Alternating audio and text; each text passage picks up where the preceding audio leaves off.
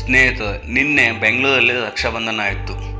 ಇವತ್ತು ಉತ್ತರ ಕರ್ನಾಟಕ ಸೈಡು ರಕ್ಷಾಬಂಧನ ಇವತ್ತು. ಯಾಕಂದರೆ ಇವತ್ತು ಪೂರ್ಣಿಮಾ ಆದ ಕಾರಣ ಉತ್ತರ ಕರ್ನಾಟಕದ ಅಕ್ಕ ಬಂದು ಡಿ ಬಾಸ್ ಅವರಿಗೆ ರಾಖಿ ಕಟ್ಟಿ ಸಿಹಿ ತಿನ್ನಿಸಿ ಖುಷಿಪಟ್ಟರು.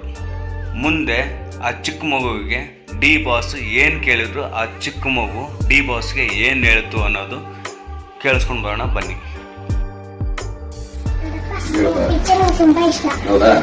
ಸರಿ ಅಮ್ಮ.